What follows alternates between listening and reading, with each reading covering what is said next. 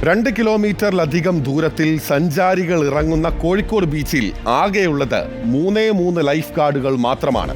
24 മണിക്കൂറും സഞ്ചാരികൾ എത്താറുണ്ടെങ്കിലും അത്രയും സമയം ലൈഫ് ഗാർഡുകളുടെ സേവനം ഉണ്ടാകാറുമില്ല. കുട്ടികളടക്കം നിരവധി പേരാണ് ബീച്ചിൽ അപകടത്തിൽപ്പെടുന്നത്.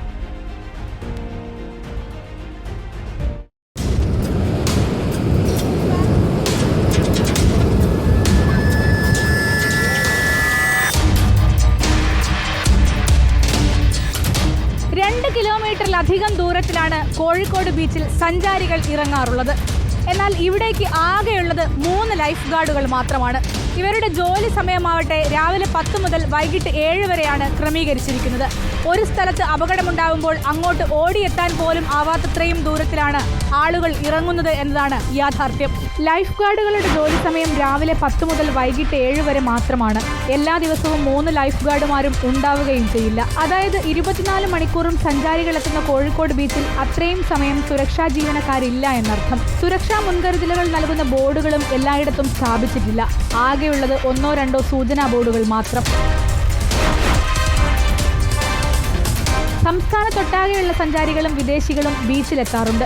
എവിടെയൊക്കെ അപകട സാധ്യത ഉണ്ടെന്നോ എത്ര ദൂരം കടലിൽ ഇറങ്ങാമെന്നോ സംബന്ധിച്ച് ഒരറിവും ഇല്ലാത്തവരാണ് കടലിൽ കുളിക്കാനും മറ്റും ഇറങ്ങുന്നത്. ഇതാണ് അപകട സാധ്യത വർദ്ധിപ്പിക്കുന്നത്. ഓരോ അപകടങ്ങളുണ്ടാകുമ്പോഴും കൂടുതൽ സുരക്ഷാ ജീവനക്കാർ വേണമെന്ന ആവശ്യം ശക്തമാകാറുണ്ടെങ്കിലും നടപടി മാത്രം ഇനിയുമില്ല. നിലവിൽ മത്സ്യത്തൊഴിലാളികളും നാട്ടുകാരുമാണ് ഒരു അപകടമുണ്ടായാൽ രക്ഷാപ്രവർത്തനത്തിനെത്തുന്നത്. റിപ്പോർട്ടർ, കോഴിക്കോട്. കേരളത്തിലെ ഏറ്റവും പ്രധാനപ്പെട്ട ബീച്ചുകളിൽ ഒന്നാണ് കോഴിക്കോട്. അവിടെ നിന്ന് സാനിയോ മനോമിയാണ് നമുക്കൊപ്പം ചേരുന്നത്. Saniyo, very good evening. Kozhikode ബീച്ചിലെ സാഹചര്യം സാനിയോയുടെ റിപ്പോർട്ടിലൂടെ വ്യക്തമാണ്. നോക്കൂ, അതിലേറ്റവും പ്രധാനപ്പെട്ട കാര്യം ലൈഫ് ഗാർഡുമാരുടെ അഭാവമാണ്. പല വിധത്തിൽ അപകടങ്ങൾ ഉണ്ടാകാറുണ്ട്. അതിലെ സമയക്രമം എന്ന് പറയുന്നത് രാവിലെ 10 മണി മുതൽ 7 മണി വരെ. സാധാരണയിൽ കോഴിക്കോട് പോയിട്ടുള്ള ആളുകൾക്ക് അറിയാവുന്നതുപോലെ 7 മണിക്ക് ശേഷമാണ് കുടുംബത്തോടെ ആളുകൾ അവിടെ എത്താറുള്ളത്. അപ്പോൾ ലൈഫ് ഗാർഡുമാരുടെ സേവനം ഒരു വിധത്തിലും, നിലവിൽ 3 പേരുള്ളെങ്കിൽ പോലും ഒരു വിധത്തിലും ഉപയോഗപ്പെടാത്ത വിധത്തിലാണ് എന്ന് തന്നെ പറയേണ്ടിയിരിക്കുന്നു. അതെ ബിനിൽ, അതായത് കോഴിക്കോട് ബീച്ച് എല്ലാവർക്കും അറിയുന്നത് പോലെ അതിൻ്റെ പ്രത്യേകത എന്ന് പറയുന്നത് 2.5 കിലോമീറ്ററിലധികം ദൂരം ആളുകൾക്ക് ഇറങ്ങാനുള്ള സൗകര്യമുണ്ട്. ആയിരക്കണക്കിനായ ആളുകൾ ദിവസവും വന്നു പോകുന്ന ഒരു ബീച്ചാണ് കോഴിക്കോട് ബീച്ച്. പക്ഷേ വെറും 3 ലൈഫ് ഗാർഡുമാർ മാത്രമാണ് ഇവിടെ ഉള്ളത് എന്നതാണ് യാഥാർത്ഥ്യം. പക്ഷേ അവർക്ക് തന്നെ എല്ലായ്പ്പോഴും ജോലിക്കായി വരാൻ കഴിയാത്ത സാഹചര്യം. കാരണം സ്വാഭാവികമായും ലീവും മറ്റുമുണ്ടാവും. മാത്രവുമല്ല രാവിലെ 10 മുതൽ 7 വരെ മാത്രമാണ് അവരുടെ ഡ്യൂട്ടി സമയം എന്ന് പറയുന്നത്. ഇവിടെ വന്നതിന് ശേഷം നമുക്ക് ഈ പ്രദേശത്തൊന്നും തന്നെ ഒരു ലൈഫ് ഗാർഡിനെ കാണാനോ അല്ലെങ്കിൽ അവരുടെ നിയന്ത്രണത്തിൽ അങ്ങോട്ടൊക്കെ ദൂരേക്കുള്ള ദൃശ്യങ്ങളൊക്കെ കാണുമ്പോൾ അറിയാം ആളുകൾ മുഴുവനായി കടലിൽ ഇറങ്ങി നിന്ന് കളിക്കുന്ന ഒരു സാഹചര്യമാണുള്ളത്. പക്ഷേ ഇവിടെയൊന്നും ലൈഫ് ഗാർഡിനെ കാണുന്നേ ഇല്ല. ചേട്ടാ, ഞങ്ങൾ വന്നിരിക്കുന്നത് ഈ ടൂറിസം സ്പോട്ടിൻ്റെ സുരക്ഷിതത്വം സംബന്ധിച്ചുള്ള ഒരു വാർത്തയുമായിട്ടാണ്. ഇവിടെ എവിടെയെങ്കിലും ലൈഫ് ഗാർഡിനെയോ മറ്റോ കാണാൻ കഴിഞ്ഞിട്ടുണ്ടോ? ഞങ്ങൾ ഇപ്പോൾ വന്നേ കുറച്ച് നേരമായിട്ട് വന്നിട്ടുള്ളൂ. ഇതുവരെ കണ്ടിട്ടില്ല. മുന്നെയൊക്കെ കോഴിക്കോട് ബീച്ചിൽ വരാറുണ്ട്. അപ്പോഴൊക്കെ കണ്ടിരുന്നോ? അങ്ങനെ ശ്രദ്ധിച്ചാലില്ല.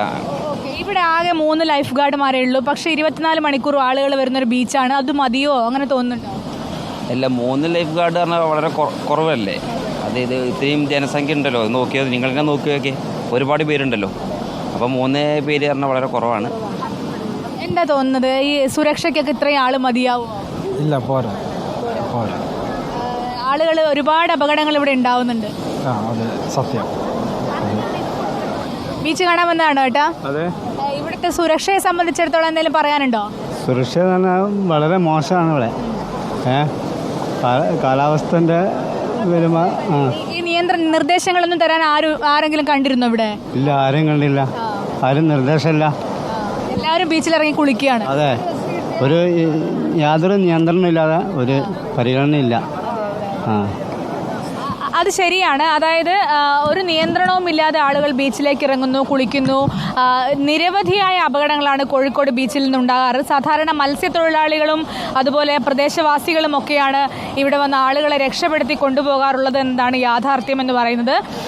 ഏതായാലും ഈ ഒരു സുരക്ഷ നമ്മൾ DTPC സെക്രട്ടറിയോട് അടക്കം സംസാരിക്കുമ്പോൾ 3 പേർ മാത്രമേ ഉള്ളൂ എന്നാണ് പറയുന്നത്. ഓരോ അപകടം ഉണ്ടാകുമ്പോഴും പലപ്പോഴായി ആവശ്യപ്പെടുന്ന ഒരു കാര്യം കാണുന്നത് പോലെ തന്നെ കൊച്ചുകുട്ടികൾ ഉൾപ്പെടെ എത്തുന്ന ഒരു ബീച്ചാണ്. പ്രത്യേകിച്ച് ഈ റീലുകളിലൂടെയൊക്കെ ഈ ട്രെൻഡ് ആവുമ്പോൾ തന്നെ കൂടുതൽ വിനോദസഞ്ചാരികൾ, ഇപ്പോൾ കേരളത്തിനുള്ളിൽ തന്നെ വിനോദസഞ്ചാരികൾ കൂടുതൽ എത്തുന്ന ഒരു സ്ഥലം കൂടിയാണ് ഈ കോഴിക്കോട് ബീച്ച് എന്ന് പറയുന്നത്. അപ്പോൾ കുഞ്ഞു കുട്ടികൾ ഉൾപ്പെടെയുണ്ട്. ഈ മുൻകരുതൽ ബോർഡുകൾ ഉൾപ്പെടെ അവിടെ ഇല്ല എന്നുള്ളൊരു സാഹചര്യം കൂടി ഉണ്ടോ അവിടെ?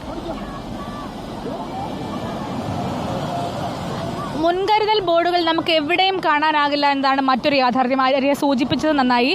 മുൻകരുതൽ ബോർഡുകൾ ഒരു സ്ഥലത്ത് പോലുമില്ല. കാരണം എവിടെയൊക്കെയാണ് അപകടം ഉള്ളത്, എവിടെയൊക്കെ കടലിൽ എത്ര ദൂരം വരെ പുറത്തിറങ്ങാം തുടങ്ങിയ കാര്യങ്ങളൊന്നും ഇല്ലാതെ, മുൻകരുതൽ ബോർഡുകളൊന്നുമില്ലാതെ ആളുകൾ, കുഞ്ഞുങ്ങളാണ് പ്രധാനമായും ഈ ബീച്ചിൽ നിന്നിങ്ങനെ കളിക്കുന്നത്. അപ്പോൾ അവരെ നിയന്ത്രിക്കാൻ ഒരുപക്ഷെ രക്ഷിതാക്കൾക്ക് എന്താണ് പ്രശ്നം എന്ന് വെച്ചാൽ ഇവിടെ ഒരു നിർദ്ദേശമൊന്നും ഇല്ലാത്തതുകൊണ്ട് തന്നെ ഇത് സുരക്ഷിതമായ ഇടമാണെന്ന് കരുതുന്നതായിരിക്കും. പക്ഷേ അത്രയും സേഫ് അല്ല എന്നുള്ളത് നമുക്ക് തന്നെ അറിയാം. കാരണം നമ്മൾ തന്നെ പലപ്പോഴായി നിരവധി ദുരന്തങ്ങൾ റിപ്പോർട്ട് ചെയ്യുന്ന ഒരു സാഹചര്യം കൂടി ഉണ്ടായിട്ടുണ്ട്. അതുകൊണ്ട് ആണ് ഞാൻ അങ്ങനെ പറയുന്നത്. ചേട്ടാ, ഞങ്ങളിവിടെ വന്നതേ സുരക്ഷാ ഉദ്യോഗസ്ഥരൊക്കെ ഉണ്ടോ എന്നറിയാൻ വേണ്ടിയാ. ഉണ്ടോ? ആരെങ്കിലും കണ്ടിരുന്നോ? ഇവിടെ പോകാൻ വന്നിട്ട് അരമണിക്കൂർ ആരും കണ്ടിട്ടില്ല. അത് ഒരു പ്രശ്നമാണോ? അതായത് എവിടെ ഇറങ്ങണം? ഇപ്പോൾ കുട്ടികളൊക്കെ ഇറങ്ങുവാണ്, എവിടെയൊക്കെ സുരക്ഷിതത്വം ഉണ്ട്, എവിടെ ഇറങ്ങണം എന്നൊന്നും അറിയാതെയാണ് കുട്ടികൾ ഇറങ്ങുന്നത്.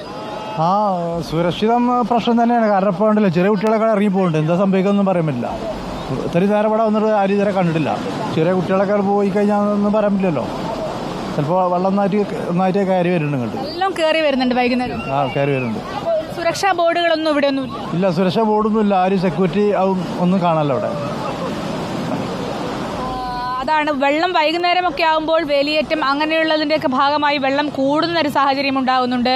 പക്ഷേ കുഞ്ഞുങ്ങൾ തന്നെ ഇങ്ങനെ കളിക്കുന്നത് കാണുമ്പോൾ നമുക്കും പേടിയാവുകയാണ്. കാരണം ഒരു സുരക്ഷയും ഇല്ലാതെയാണ്. ഇനിയിപ്പോൾ ഒരു അപകടം സംഭവിച്ചാൽ തന്നെ ഏതെങ്കിലും ലൈഫ് ഗാർഡുമാർ അത് അറിയണമെങ്കിൽ തന്നെ ഒരുപാട് സമയമെടുക്കും. കാരണം 2.5 കിലോമീറ്ററോളം ദൂരമുണ്ടെന്ന് ഞാൻ നേരത്തെ പറഞ്ഞിരുന്നു. മാത്രവുമല്ല, ഒരു ഭാഗത്ത് നിന്ന് അപ്പുറത്തെ ഭാഗത്തേക്ക് എത്തണമെങ്കിൽ പോലും ഈ ലൈഫ് ഗാർഡിന് ഒരുപാട് സമയം വേണം എന്നുള്ളതാണ് മറ്റൊരു യാഥാർത്ഥ്യം എന്ന് പറയുന്നത്. അങ്ങനെ നോക്കുമ്പോൾ വലിയ ബുദ്ധിമുട്ട് ഉണ്ടാകും എന്ന് തന്നെയാണ് നമ്മൾ മനസ്സിലാക്കുന്നത്. കാരണം ഇതൊരു അപകടം ഉണ്ടായാൽ ഒരു പ്രതിവിധി തേടുന്നതിന് പകരം അതിന് മുന്നേ തന്നെ ഒരു പ്രതിവിധി ഉണ്ടാക്കുക എന്നുള്ളതാണ് വേണ്ടതെന്നാണ് നമ്മൾ മനസ്സിലാക്കുന്നത്. പക്ഷേ അതിനുള്ള സൗകര്യങ്ങളൊന്നും ഇവിടെ ഇല്ല. 24 മണിക്കൂറിൽ 7 മണിക്ക് ശേഷമാണ് പലപ്പോഴും കുടുംബങ്ങളായ ആളുകൾ വരിക. ഇന്നിപ്പോൾ ഞായറാഴ്ചയാണ്. ഇന്നൊക്കെ ഒരു 7 മണിയൊക്കെ ആകുമ്പോൾ ഇതിലും ഭീകരമായ തിരക്കനുഭവപ്പെടുന്ന ബീച്ചാണ്. ആരെപ്പോൾ വേണമെങ്കിലും അപകടത്തിൽപ്പെടാവുന്ന സാഹചര്യമുള്ള ഒരു സ്ഥലം കൂടിയാണിത്. അതുകൊണ്ട് തന്നെ കൂടുതൽ ലൈഫ് ഗാർഡുമാർ, സുരക്ഷാ ബോർഡുകൾ, ഇതൊക്കെയാണ് ഇവിടുത്തെ പ്രധാനപ്പെട്ട ആവശ്യങ്ങൾ എന്ന് പറയുന്നത്. ഓക്കെ, വളരെ വ്യക്തമാണ്. സാനിയോ ആണ് വിശദമായ വിവരങ്ങൾ കോഴിക്കോട് ബീച്ചിൽ നിന്ന് നൽകിയത്.